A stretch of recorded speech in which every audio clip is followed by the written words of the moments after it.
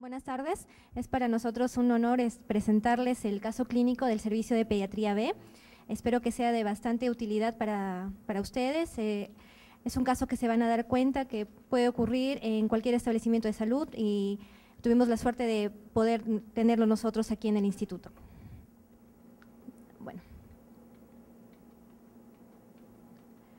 Bueno, empezamos con la anamnesis. Tenemos una paciente de sexo femenino de 1 año 6 meses, cuya fecha de nacimiento es el 5 de junio del 2013 y que procede de la ciudad de Lima recién desde hace 3 meses, como lo explicaremos en los antecedentes epidemiológicos. Se hospitalizó por emergencia el día 30 de diciembre del año pasado. Esta anamnesis es tomada de la historia clínica de emergencia, que relata como motivo de hospitalización dificultad respiratoria, con un tiempo de enfermedad de 7 días, forma de inicio insidioso, curso progresivo. La madre refiere que 7 días antes del ingreso la niña presenta tos y fiebre cuantificada en 38 grados, por lo que acude a un médico particular que le indica un tratamiento antibiótico por 7 días. Luego, 5 días antes del ingreso, la niña persiste febril, con tos exigente y se evidencia dificultad respiratoria. Dice que acude a una posta médica cerca de su casa, donde le indican antihistamínicos. Sin embargo, la niña persiste con los síntomas y el día del ingreso se incrementa aún más la dificultad respiratoria. Los padres notan una distensión abdominal y acuden a emergencia del instituto, donde se decide hospitalizarla. Dentro de las funciones biológicas tenemos un apetito disminuido, sed aumentada, orina disminuida y deposiciones ausentes por los últimos 2 días, el sueño incrementado. La medicación que recibió por indicación del médico particular que la vio la primera vez fue claritromicina, 15 miligramos kilo día por 7 días que cumplió la niña. Y se le aplicó dexametasona 2 miligramos intramuscular en dosis única y paracetamol. No se llegaron a saber cuáles fueron los antihistamínicos que recibió en la visita a la posta médica. Dentro de los antecedentes fisiológicos, se trata de una niña de primera gestación con controles completos, un parto autóxico institucionalizado en la ciudad de Lima, con un peso al nacer de 3.180 gramos, con una talla de 50 centímetros y un Apgar de 9-10. Tiene inmunizaciones completas para la edad, un desarrollo psicomotor adecuado. Dentro de los antecedentes patológicos, estuvo hospitalizada en Argentina a la edad de 9 meses y el diagnóstico de egreso fue hepatomegalia por mononucleosis infecciosa. Como antecedentes epidemiológicos, esa niña vivió durante todo 1 año en Argentina, desde que tuvo 3 meses hasta 1 año 3 meses. Y no ha tenido ningún tipo de contacto TBC ni allá, ni acá tampoco en la ciudad de Lima. El examen físico en emergencia. Bueno, tenemos una frecuencia cardíaca en 205 latidos por minuto, una frecuencia respiratoria en 52, temperatura en 39 grados, saturando 85% a frío ambiental y 100% con oxígeno. Estaba despierta, ventilando espontáneamente con dificultad y quejido expiratorio, quejumbrosa. La piel era pálida, con un llenado capilar menor de 2 segundos y no se evidenciaban edemas. La cabeza normocéfala, ojos y pupilas isocóricas fotorreactivas. Se evidenciaban aleteo nasal, pero no había secreciones.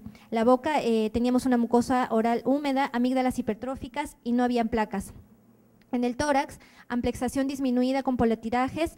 Los pulmones, el murmullo pasaba en ambos hemitórax. Había subcrépitos a predominio de hemitórax derecho, un soplo tubárico en hemitórax derecho y en los 2 tercios superiores de hemitórax izquierdo. Pectoriloquia bilateral a predominio de tórax posterior. En el abdomen se lo encontraba distendido, blando, depresible a la palpación, con un hígado a 5 centímetros debajo del reborde costal derecho, no se palpaba vaso, tenía ruidos hidroaéreos y había timpanismo incrementado. Aparentemente no evidenciaba dolor. Y neurológico, estaba irritable el examen. No sé si tienen alguna pregunta más sobre anamnesis o examen físico o antecedentes. En Comas. No, en la ciudad. Zona urbana. No, nada más. Bueno, entonces la paciente con ese examen físico, el anamnesis, es hospitalizada inmediatamente. Se le toman exámenes auxiliares y estos son los resultados que se obtienen en la emergencia. Tenía un hematocrito de 26, hemoglobina de 7.7, leucocitos 11.700, abastonados 5%, las plaquetas en 124.000, reticulocitos 0.1, PCR en 29.2 y bueno, los demás parámetros vemos TGO en 35 y TGP en 13 y albúmina de 3.1. Bueno, y esa es la placa de ingreso. Esta placa se tomó el 30 de diciembre a las 6:50 de la mañana, 7 de la mañana. Bueno, no es de la mejor calidad, no se puede apreciar muy bien, pero lo que tenemos aquí es la presencia de un consolidado a nivel de los 2/3 superiores de mi tórax derecho, y también acá hay un cambio de densidades con la presencia de broncograma aéreo, y también acá, perdón, broncograma aéreo bilateral, aquí y aquí. Y bueno, lo que podemos ver cuando uno ve directamente la pantalla es que se evidenciaba un derrame pleural laminar bilateral, aquí y aquí. Y esta es la placa de abdomen que se le toma portátil, como vemos la marcada hepatomegalia, pero no mayor alteración. ¿Nada más?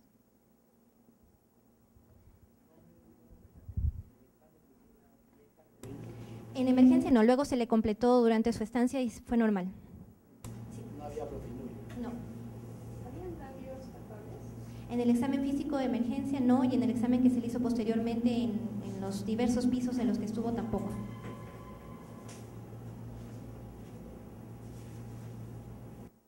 ¿Los padres eran sanos? Sí, los padres eran sanos, son de 24 años los dos. ¿Y han reportado que la hepatomegalia que tuvo en Argentina disminuyó? Sale de alta con el diagnóstico de hepatomegalia, pero no ponen la medida ni la que tuvo ahí, simplemente dice hepatomegalia por mononucleosis infecciosa, control por pediatría, nada más. ¿Se sabe cómo le diagnosticaron la mononucleosis?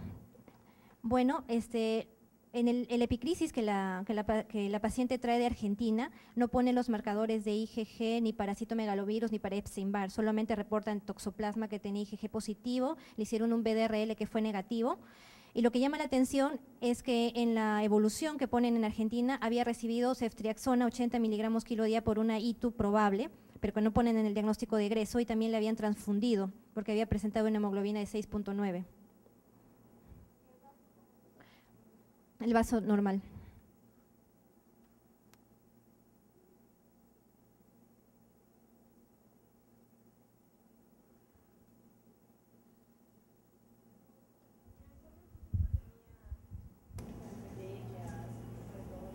No, solo estaba pálida la piel.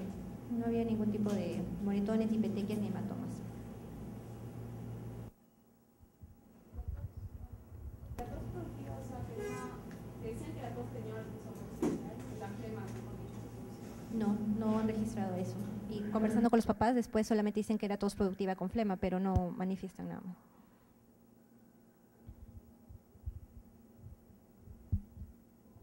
¿Económica cómo era? ¿Era pobre o era media? Media, inclusive la mamá, porque los tres vivían en Argentina, papá, mamá, y los dos hermanos del papá trabajaban, pero todos sanos, iban a sus controles, no había ningún tipo de… La niña estaba con la mamá todo el tiempo.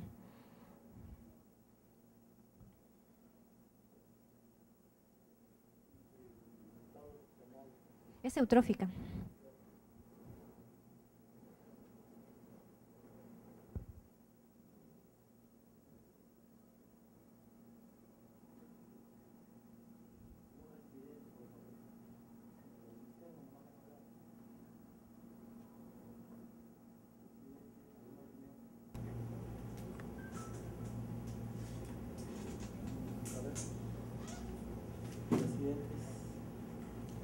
usted que tenga uno. A ver. Sí, bueno, aquí lo que llama la atención dos cosas, ¿no? Lo que es la enfermedad actual y el examen físico, ¿no?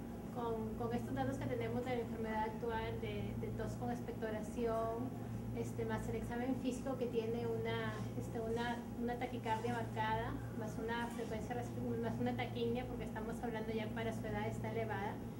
La temperatura, me llama la atención que está bastante polineica, los tirajes son bien marcados, entonces por la taquimia, por la tos y por la fiebre, tendríamos un diagnóstico de neumonía.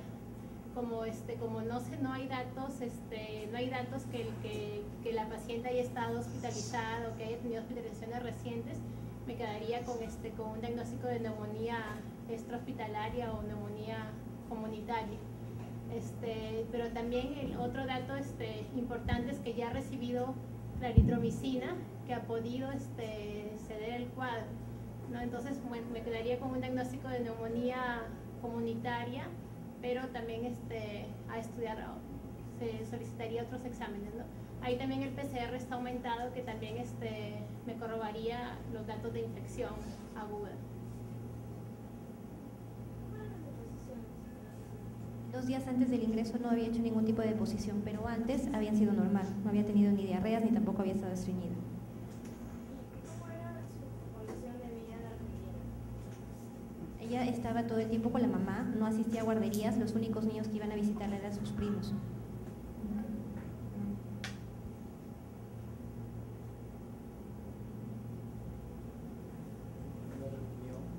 Otro residente de medicinas, que estoy hablando de medicinas.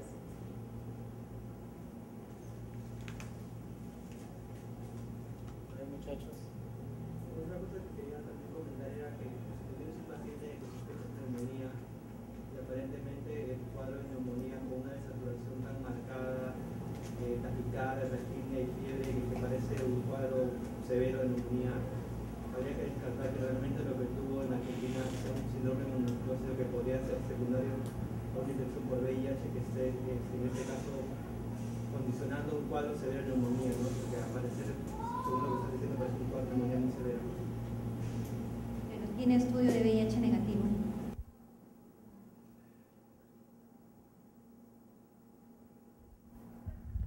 A ver, vamos a agilizar un poco la discusión. Doctora, disculpe que la señale. ¿Cuál es su impresión diagnóstica?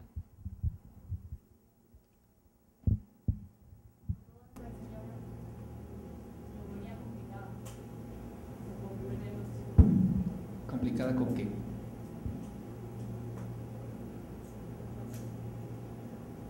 Venía de raro programa, y era bilateral.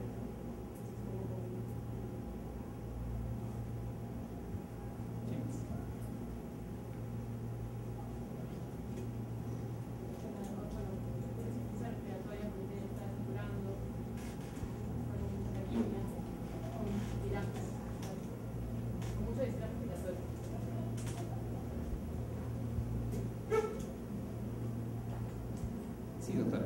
Podría decir que tiene una sepsis pulmonar, ya que está con la taquicardia, el taquipnea, y creo que también tenía más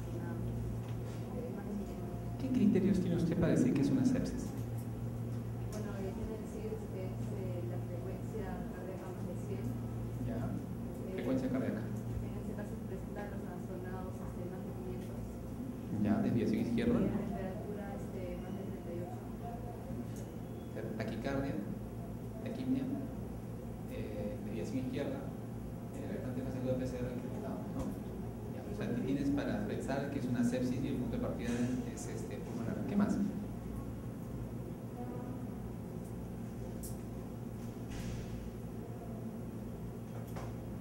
El doctor que levantó la mano. ¿Su nombre?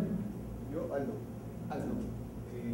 Yo lo figuraría más por problemas, porque tiene varias cosas que no me queda cuadrar en un solo diagnóstico. Tiene aparte la dificultad, síndrome articular respiratoria, muy probablemente patología bacteriana o infecciosa, por lo que ha dicho una sepsis. Tenemos también la parte, la anemia que tiene, que es una anemia importante porque en algún momento ha necesitado transfusiones. La parte hepática, que si bien está con hepatomegalia y ha tenido un diagnóstico previo de hepatomegalia, sin embargo no nos queda claro si es que, no he revisado, no me fijé bien si las transaminases o el perfil hepático está alterado. Sin embargo hay varias cosas que yo le más por problemas, no me queda bien nada. Enfoca tus problemas. Como le dije, síndrome de dificultad respiratoria, probablemente infecciosa. Probablemente también colocaría descartar descartar una patología cardíaca, una anemia, la anemia, ¿no? Que tiene y el antecedente, ¿no? De hepatomegalia, que aún presente hepatomegalia, que no me queda claro todavía. Ya. ¿Cómo podrías tú de manera clínica pensar o discriminar entre una neumonía y una insuficiencia cardíaca? Primero, ver la cinta cardíaca, si es que el corazón está, hay cardiomegalia. Hay cardiomegalia en la placa. ¿Qué más? Clínicamente después ver si el paciente está con taquicardia. Tiene taquicardia. Después, bueno, ver signos como reflujo hepatoyugular. No se hizo en emergencia. Bueno, ver también si es que tolera estar el decúbito o autopsia. Está con oxígeno.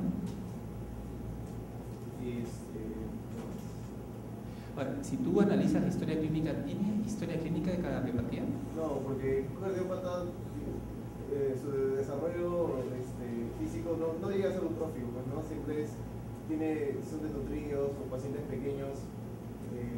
Entonces, no tiene historia previa para una cardiopatía y tiene esplenomegalia. No tiene. Aisladamente solamente tiene hepatomegalia. Exacto. Eso te aleja un poco del problema cardiovascular, ¿no? Y te acerca más a lo que es el CIRS, que lo mencionó la doctora, ¿no? Como una respuesta sistémica ante una infección generalizada. Muy bien, ¿qué otros diagnósticos faltan? La doctora que está a su mano derecha. Su nombre, por favor.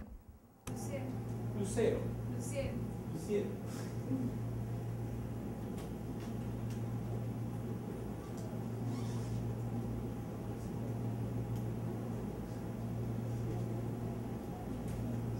¿Qué falta? Acuérdense que el diagnóstico en pediatría es holístico e integral. No se fijen solamente en la enfermedad por la cual viene, sino en todo el niño en su contexto.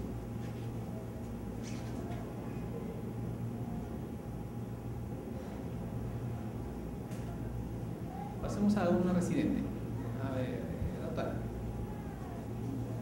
Bueno, aparte de lo que ya mencionaron, ¿no? O sea, si bien es cierto, cumple criterios para lo que es una sepsis, como ya se mencionó, poco pulmonar, una neumonía complicada con un derrame bilateral, una infección por citomegalovirus, historia clínica,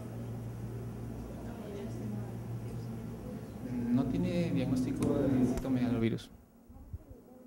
Solo síndrome mononucleósico.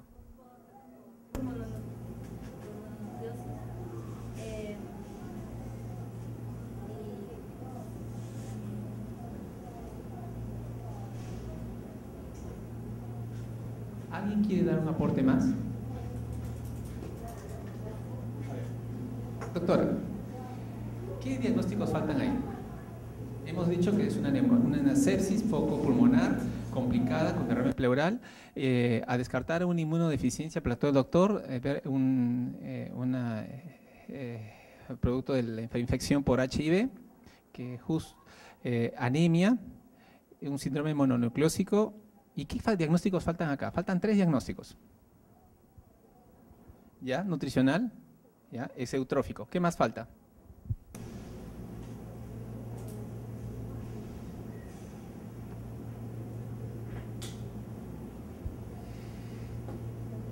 Acuérdense de las tutorías. Doctora. La presión arterial en el examen físico de emergencia no está puesta, pero las evoluciones que hay durante el reposo estaban normales.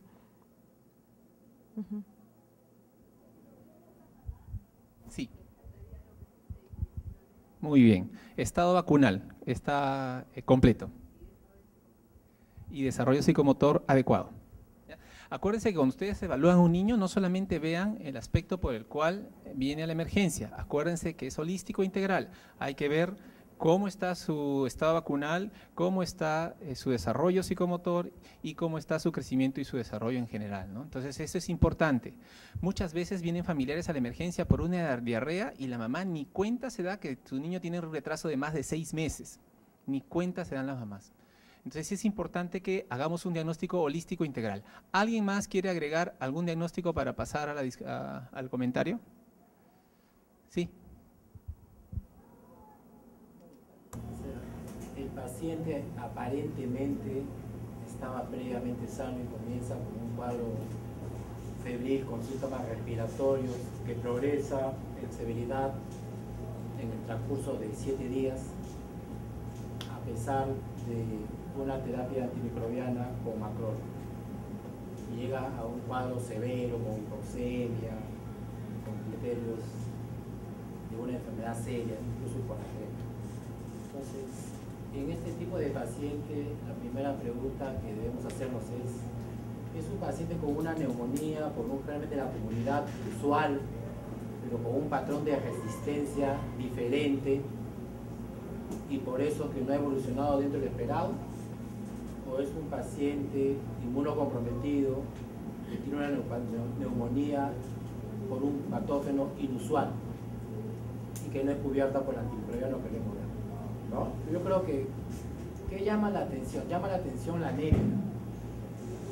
¿La infección aguda puede producir anemia? Sí, porque algunas bacterias pueden producir hemolicinas y pueden producir anemia. Pero lo otro que me llama la atención es la hipoalbuminemia, de 3.1 de albúmina, con transaminasas normales.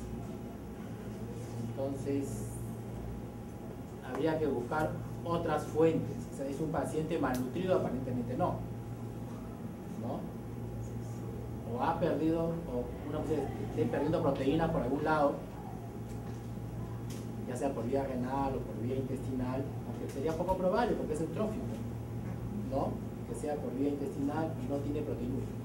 O es un paciente que está haciendo una hipoalbuminemia dilucional porque está haciendo un cuadro severo de retención hídrica, ¿no? Porque de repente está haciendo un síndrome de secreción inapropiada de modo diurética, por eso que está haciendo hiponatremia y está diluido, ¿no? Entonces yo creo que acá había que plantearse las dos posibilidades. Si la primera posibilidad es un germen común de la comunidad, pero con un patrón de resistencia poco usual, podría ser una neumonía por neumococo, ¿no? Si es que consideramos que el esquema de vacunación que tenemos nosotros es el 10 valente. Hay serotipos que no... En Argentina lo vacunaron con el 13 valente. Con la 13 valente, ¿no? Pero es raciocinio, ¿no? Entonces, habría que ver. No vaya a ser que sea por un neumococo que no está incluido en la cepa valente. Lo otro es que sea por otro agente diferente al neumococo de la comunidad, un agente productor de beta-lactamasa que no te cubre, ¿no? Que sería la otra opción. Y otra causa, atípico sería poco probable, porque si estuvo con nitromicina, uno esperaría que hubiera cubierto.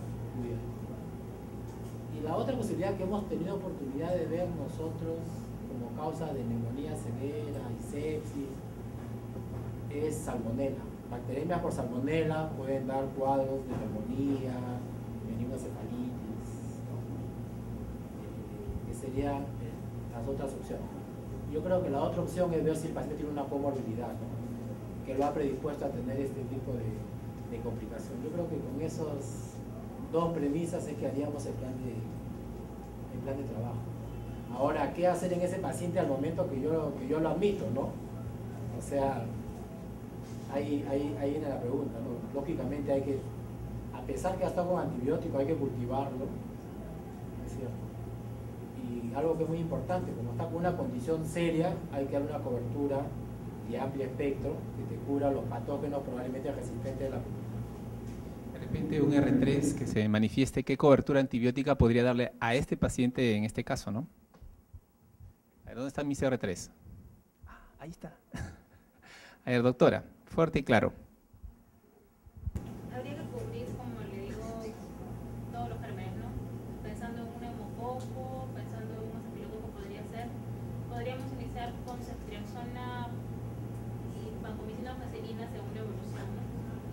Y si quisiéramos cubrir y ahí estaríamos cubriendo gran parte de los gérmenes que podríamos tener niños, ¿no? ¿Oxacilina o banco? ¿Con cuál se queda? Por la evolución tórpida yo me quedaría con banco, porque ha tenido una evolución con bastante deterioro, ¿no? Con derrame pleural, con bastante compromiso del parénquima pulmonar. Yo sí me quedaría con Otro residente que quiere opinar.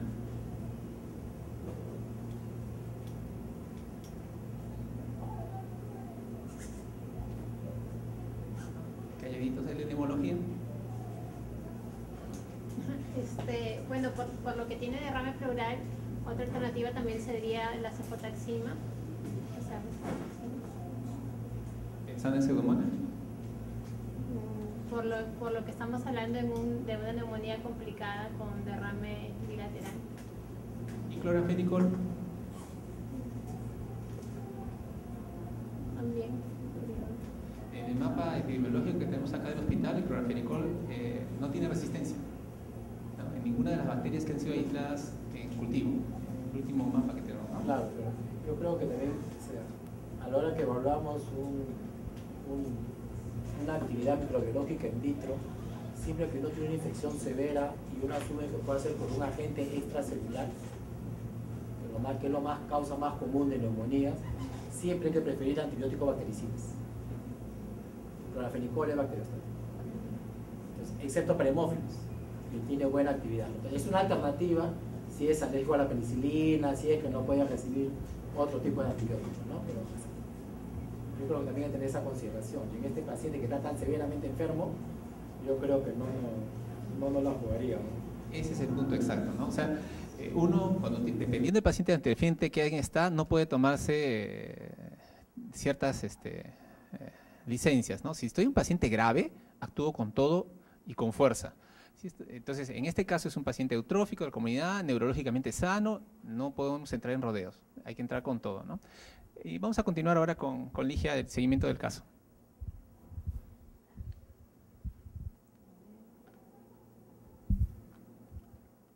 Bueno, los diagnósticos que se plantearon en emergencia fueron los siguientes: un síndrome de dificultad respiratoria moderado, una neumonía adquirida en la comunidad bilateral, una hepatomegalia por mononucleosis eutrófica, y el tratamiento inicial que se le dio en emergencia fue ceftriaxona con oxacilina, aparte de las medidas de oxígeno suplementario y todo lo que tuviera los antipiréticos necesarios, ¿no?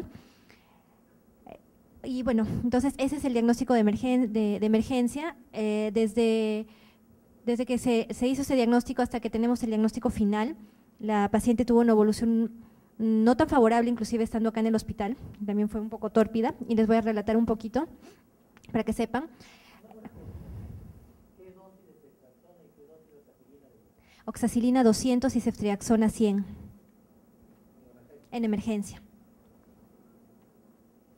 Bueno, en emergencia, ni bien llega la paciente, se le hace una ecografía y se encuentra derrame pleural bilateral, que, bueno, más de 120, en el lado, en el derecho 88 y en el izquierdo 120, es evaluado por cirugía de tórax, pero en ese momento dicen que no es tributario de drenaje. Evoluciona estacionariamente, persiste febril, se incrementa el distrés respiratorio, y 3 días después, porque ingresa el 30, se decide el cambio de oxacilina por clindamicina y pasa a un servicio de pediatría a las 11:30 de la noche en esas condiciones, estando con bastante distrés respiratorio. Bueno, esa es la placa del primero, que le habían pedido como control en cirugía de tórax para ver si se hacía o no un drenaje o una toracocentesis. Bueno, vemos igual la presencia de los consolidados. La parte lateral donde vemos el derrame pleural.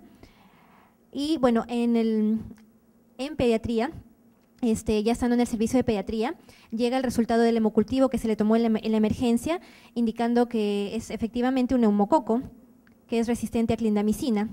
La niña, estando en piso, ya presenta aún más empeoramiento del estado general, mayor distrés respiratorio, desaturación a pesar del oxígeno. El 5 de enero, debido al cuadro clínico, deciden transfundirle, recién su primera transfusión, y rotan del tratamiento de ceftriaxona clindamicina a meropenem vancomicina. El día 6, el derrame pleural persiste a predominio izquierdo, y debido al distrés respiratorio, recién se le hace una toracocentesis diagnóstica. Evoluciona tórpidamente después de la toracocentesis, con mayor dificultad respiratoria, polimnia, cianosis de saturación. Le toman una placa de control que la informan en ese momento como un neumotórax izquierdo, por lo que realizan un drenaje torácico y pasa inmediatamente a la UCI.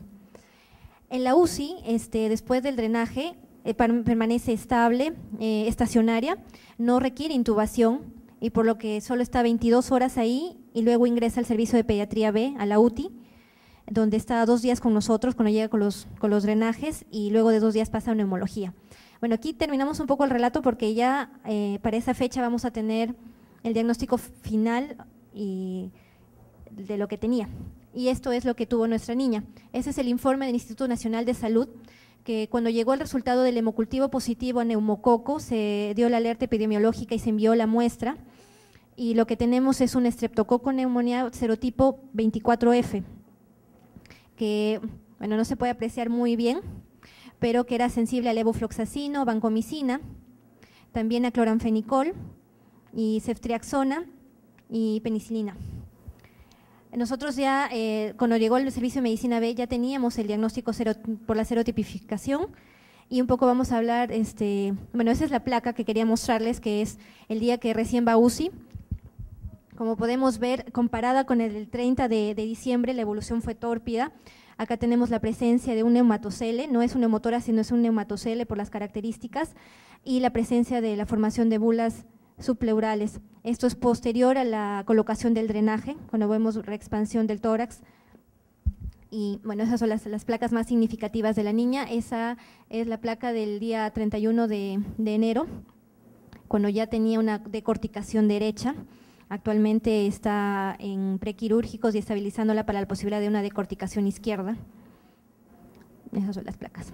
Entonces, el diagnóstico final que tenemos de la niña es una neumonía necrotizante bilateral por estreptococo, neumonía serotipo 24F, bulas subpleurales, anemia y eutrófica. Pero como dice el doctor, falta agregar aquí el calendario vacunal especialmente. Y el desarrollo psicomotor. Entonces, una pequeña revisión de la bibliografía para recordar el estreptococo neumonía. ¿Un banco? ¿Qué dosis de banco le dio? Dosis de 60 miligramos kilo día. Yo creo, un comentario, ¿no? En los países desarrollados que usan bancos, siempre que usan bancos miden niveles séricos para asegurar que esté dentro del rango terapéutico. El problema en países como el nuestro es que no usamos niveles séricos. Entonces, una estrategia que usamos, que no es aceptada por la mayoría, pero algunos la usan, es que en estos cuadros serios comenzamos con dosis altas, las primeras 48 a 72 horas, ¿no? 60 por kilo, ¿no? Yo creo que así sea neumonía, o sea, porque la dosis 60 es básicamente para meningitis, ¿no? Pero comenzamos porque el volumen de distribución aumenta, ¿no? Porque el paciente cuando está séptico aumenta el volumen de distribución y las concentraciones que se van a alcanzar en el tejido infectado van a demorar en alcanzarse, por eso utilizamos dosis altas. Bueno, para recordar, el estreptococo neumonía es un diplococo positivo que habita en la nasofaringe y cuyo único reservorio es el ser humano, y entre el 20 y el 60% de los niños se encuentra colonizado. La colonización va disminuyendo conforme crece el paciente, conforme avanza en edad, y van a existir más de 91 serotipos determinados a base de los polisacáridos que existen en la cápsula del neumococo. Nosotros hablamos de una enfermedad neumocócica invasora o invasiva a la estreptococo neumonía en un medio habitualmente estéril. Puede ser líquido cefalorraquídeo, líquido pleural, líquido peritoneal o sangre. Entonces, lo que quería acá resaltar que el neumococo tiene la capacidad no solo, a veces lo relacionamos solamente con problema pulmonar, pero en realidad también puede extenderse a otros líquidos estériles del organismo. Y para saber qué es una neumonía necrotizante, definimos una neumonía necrotizante como la necrosis del parénquima pulmonar, consecuencia de una neumonía severa, y su patogenia se vincula a fenómenos inflamatorios que producen injuria celular, isquemia y necrosis, y que va a llevar a la licuefacción pulmonar, que se elimina por vía bronquial mediante la expectoración, que va a dejar una cavidad que es sustituida por aire y formando neumatoceles, como hemos visto en la paciente. Generalmente suele ser grave, con mal estado general, y va a requerir hospitalizaciones prolongadas, y se va a complicar con insuficiencia respiratoria, derrame pleural, empiemas y fístulas broncopleurales, pioneumotoceles o neumotórax. Bueno, esta es una distribución que se publicó en el Lancet sobre las muertes causadas por neumococo en los niños menores de 5 años, y según este registro, en el Perú hay un promedio entre 10 a 100 muertes por cada 100.000 niños menores de 5 años en pacientes que son VIH negativos. Lo que podemos recordar que desde el año, desde que se introdujo la vacuna, primero la heptavalente, se ha objetivado a nivel mundial una importante expansión de algunos serotipos no emergentes o no incluidos en la vacuna. siendo los principales productores de las enfermedades neumocócicas invasoras. Este es un estudio que se realizó en el año 2006, como podemos ver acá, es en Perú, en 7 ciudades, en portadores, en niños sanos, para ver los serotipos que había en la nasofaringe de estos niños antes de que se inicie la vacuna heptavalente. Y como podemos ver, los principales serotipos eran el 19F, 6B, 23F, 14, los cuales están incluidos ya en la vacuna. El 24F, que es el que tuvo nuestra paciente, tuvo una incidencia relativamente baja, de solamente 1% de todos los casos registrados. ¿Algo más?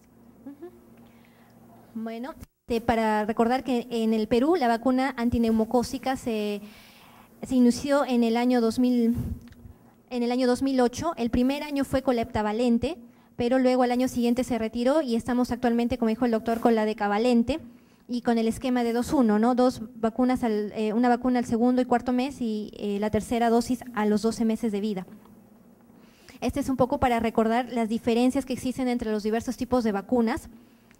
Como vemos, la diferencia entre la decavalente y la 13-valente principalmente es la presencia del serotipo 3, 19A y 6A, que sumados en los estudios anteriores van a tener una incidencia del 7% en niños portadores. Y bueno, de todas formas, como podemos ver, el 24F no aparece en ningún tipo de las vacunas. Este es un estudio de casos de enfermedad neumocócica invasiva, pero realizado en España, que ellos ya tienen la vacuna desde el año 2006.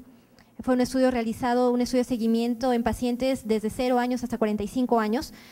Y lo que llama la atención aquí son la presencia de los serotipos en estos pacientes con enfermedad neumocócica invasiva que están incluidos en las vacunas. Solamente, por ejemplo, vemos que el serotipo 1, 19A, 17F, 5, 3 y 8 están incluidos en la vacuna 23 valente, pero el 14 es en ambas, ¿no? Y vemos que el 24F, por ejemplo, también tiene una incidencia bastante reducida, de 0.7% en este estudio. Y esto es en los menores de 5 años, que también la incidencia del serotipo 24 solamente fue de 5 casos en estos 2 años de estudio. Y este es un estudio que, bueno, quise buscar un estudio más actual de Argentina, a ver si reportaban algo más sobre la 24F por el antecedente de la niña, pero no, Uruguay, que es el que también está incluyendo la vacuna del neumococo desde el 2008, ha reportado en las enfermedades neumocócicas invasoras la presencia de estos serotipos, ¿no? El 12F, el 8 y el 24F. Y esa es un poco la evolución que ha sido en estos años de cómo se han ido incrementando. Como vemos acá, la caída de 2008 de los serotipos que sí son incluidos por la vacuna han disminuido, pero los que no están incluidos en la vacuna han ido ascendiendo lentamente en el transcurso de los años. Bueno, entonces, un poco para reflexionar, que es muy importante tener en nuestro caso el conocimiento epidemiológico de las enfermedades neumocócicas invasoras en las diversas zonas geográficas, para tener un verdadero criterio a la hora de validar la institucionalización o la inclusión de algún tipo de vacuna en nuestro medio, no dentro de los territorios donde no se encuentran incluidas, o cambiar de un tipo a otro en países como nosotros, que ya tenemos una vacuna. Nada más. No es.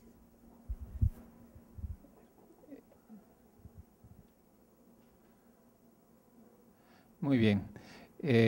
Un comentario final en relación a este caso en particular. Se hicieron estudios para HIV, salió negativo, se hicieron inmunoglobulinas negativas y finalmente creo que salió un citomegalovirus IgG positivo. La discusión que se hizo en el grupo que estuvimos haciendo este caso clínico, que quisimos tomarlo, primero porque es una enfermedad que se presenta, la neumonía. Segundo, porque el neumococo, pese a todo, sigue siendo una de las causantes de neumonía.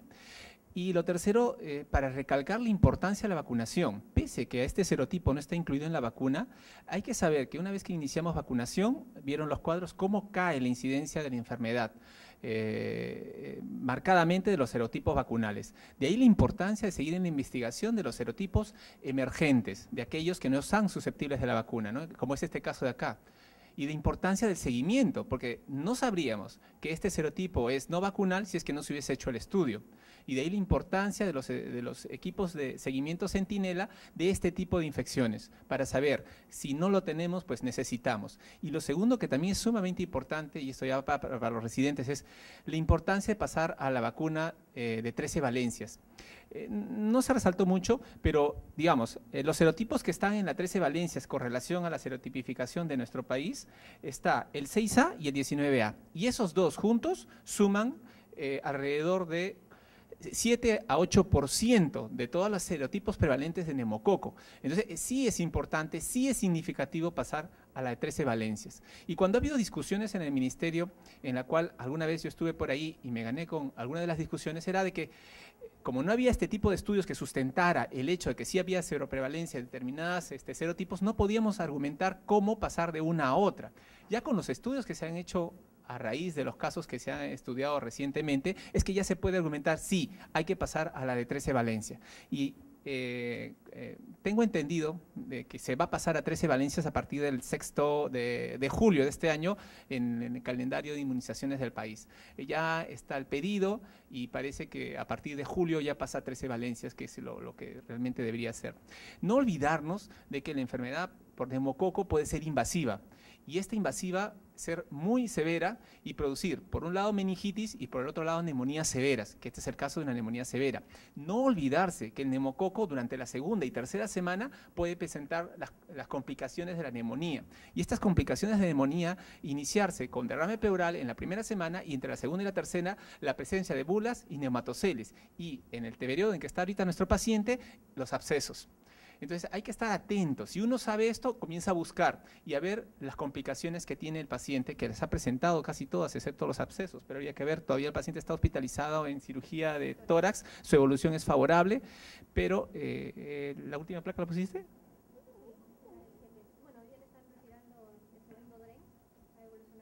Sí. En la última placa, que no la tenemos ahí, pero que la vimos justo con la doctora Avances, ya el parénquima pulmonar se ha recuperado, las bulas ya no se presentan, hay un patrón de aumento del parénquima pulmonar evidente por la enfermedad, pero el paciente ya está bastante mejor, ¿no?